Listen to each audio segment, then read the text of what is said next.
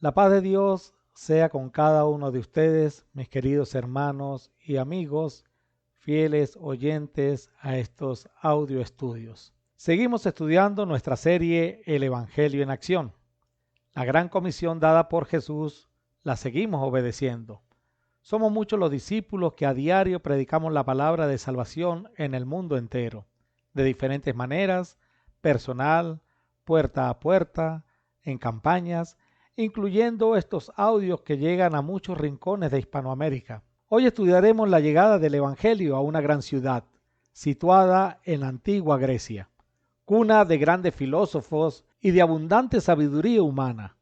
Estoy hablando de Atenas, que, junto con Tarso y Alejandría, eran los grandes centros culturales y universitarios, por así decirlo, de aquel entonces. Como en estudios anteriores, me es necesario realizar este estudio en varias partes y aprovechar la oportunidad para hablar de ciertos tópicos que encontraremos en el transcurso del mismo. Fue en su segundo viaje misionero donde el apóstol Pablo visitó la ciudad de Atenas, luego de haber pasado por Tesalónica y Berea.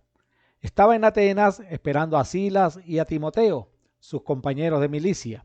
La Biblia dice, mientras Pablo los esperaba en Atenas, su espíritu se enardecía viendo la ciudad entregada a la idolatría. Hechos 17:16. Y este es el primer punto que quiero que estudiemos, la idolatría. El estado espiritual de Pablo es un reflejo del ánimo o carácter del Espíritu Santo. Dios se enardece, se indigna con el pecado de la idolatría. Hay diferentes formas de idolatría, pero en esta oportunidad nos referiremos a la adoración a íconos o imágenes religiosas, pues ese es el significado en el contexto de lo que Pablo estaba viendo en la ciudad de Atenas. En Hechos 17, versículos 22 al 23, la Biblia dice, entonces Pablo, puesto en pie en medio del Areópago, dijo, varones atenienses, en todo observo que sois muy religiosos, porque pasando y mirando vuestros santuarios, hallé también un altar en el cual estaba esta inscripción, al Dios no conocido, al que vosotros adoráis, pues sin conocerle es a quien yo os anuncio. Los atenienses eran politeístas, es decir, adoradores de muchos dioses, y con el deseo de no defraudar o dejar por fuera a alguno de ellos, construyeron un altar para ese Dios que no conocían. Para hablar de la idolatría, debemos enfocarnos en el contexto histórico, religioso y aún geográfico en el que se desarrolla la misma. Es decir, la idolatría que se presentaba en aquel tiempo es diferente en algunos puntos en la manera en que se presenta hoy día, pero es igual en otros puntos en la manera que se presenta hoy día. Pero eso lo explicaré a medida que vayamos avanzando. Quiero aclarar de manera sencilla algunos términos que usaremos. Cuando hablo de fe politeísta, me estoy refiriendo a la fe en muchos dioses. Y cuando hablo de la fe monoteísta, me estoy refiriendo a la fe en un solo Dios. Hoy día en muchos países prevalece la fe monoteísta y probablemente usted es de fe monoteísta, es decir, crees en un solo Dios. El contexto geográfico en el que se desarrollan los eventos bíblicos es la parte oriental del mundo. En aquel tiempo, con excepción del pueblo hebreo, el politeísmo era lo normal en el contexto religioso. La gente creía en muchos dioses y a cada dios le erigían su altar y su respectiva imagen. De hecho, el pueblo hebreo durante toda su historia ha batallado contra la idolatría. Cuando el Señor los libró de la esclavitud física en Egipto, también quiso librarlos de la esclavitud espiritual, pues los egipcios fueron, en su momento histórico, adoradores de muchos dioses. Cada plaga que Dios usó para mostrar su poder era para enseñar al pueblo hebreo que Él era superior a la fe en los dioses que los egipcios y algunos de ellos profesaban. En este contexto se dan los dos primeros mandamientos del decálogo bíblico. En el primero se presenta como el único Dios. Yo soy Jehová tu Dios que te sacó de la tierra de Egipto. Éxodo 22. Años más tarde mandaría a los israelitas a que enseñaran a sus hijos lo que se conoce como el Shema de Israel. Oye Israel, Jehová nuestro Dios, Jehová uno es. Y amarás a Jehová tu Dios de todo tu corazón y de toda tu alma y con todas tus fuerzas. Deuteronomio 6, 4 al 5. El Señor está librando al pueblo hebreo de una fe politeísta e introduciéndolo a una fe monoteísta.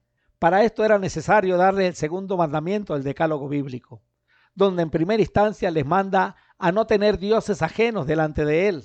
Es decir, debían deshacerse de la fe politeísta que algunos venían arrastrando. Eran dioses de los egipcios y eran ajenos a ellos. En pocas palabras, no les pertenecían, no iban a ser parte de ellos. Y como el ser humano piensa, razona, que necesita ver para poder creer, en esta oportunidad les da la otra parte del segundo mandamiento. No te harás imagen, ni ninguna semejanza de lo que está arriba en el cielo, ni abajo en la tierra, ni en las aguas debajo de la tierra. No te inclinarás a ellas, ni las honrarás, porque yo soy Jehová tu Dios, fuerte, celoso. Éxodo 20, 4 y 5. Lamentablemente el pueblo hebreo no entendió esta parte del mandamiento, y mes y medio más tarde hicieron un becerro de oro, del cual hablaremos en las próximas lecciones. Por lo que Dios, para asegurarse de que este mandamiento fuese entendido en toda su plenitud, años más tarde les dijo: guardad pues mucho vuestras almas, pues ninguna figura visteis el día que Jehová habló con vosotros del medio del fuego, para que no os corrompáis y hagáis para vosotros escultura, imagen de figura alguna, efigie de varón o hembra, figura de animal alguno que está en la tierra, figura de ave alguna alada que vuele por el aire, figura de ningún animal que se arrastre sobre la tierra, figura de pez alguno que haya en el agua debajo de la tierra. No sea que alces tus ojos al cielo y viendo el sol y la luna y las estrellas y todo el ejército del cielo, seas impulsado y te inclines a ellos y les sirvas, porque Jehová tu Dios los ha concedido a todos los pueblos debajo de todos los cielos. Deuteronomio 4, 15 al 19. La advertencia para la obediencia a este mandamiento es la misma que se puede dar hoy día. Guardad pues mucho vuestras almas. Cosas a resaltar. Ninguna figura visteis el día que Jehová habló con vosotros del medio del fuego, para que no os corrompáis y hagáis para vosotros escultura. Aunque el hombre piense que necesita ver para poder creer, su creador les dice: ninguna figura visteis, no se corrompan haciendo esculturas o imágenes para poder creer. Pero, aunque ellos no vieron a Dios, sí le escucharon. Dios se encargó de mostrarles su existencia a través de su palabra. Les habló desde el medio del fuego. Fue tal así la majestuosidad del momento que el pueblo hebreo le pidió a Moisés para que fuese su mediador. Hoy día tampoco necesitamos ver para creer. En Juan capítulo 20, versículo 29, el Señor Jesús le dirigió a Tomás las siguientes palabras: porque me has visto, Tomás, ¿creíste? Bienaventurados los que no vieron y creyeron. Para creer, solo necesitamos oír la voz de Dios, pues la fe viene por el oír y el oír por la palabra de Dios. Romanos 10, 17. Y esta palabra la encontramos en la Biblia. Por eso nos empeñamos en darla a conocer. En la próxima lección seguiremos hablando más al respecto. Cualquier pregunta o comentario, al +58 412 126 1642. Bendiciones de lo alto.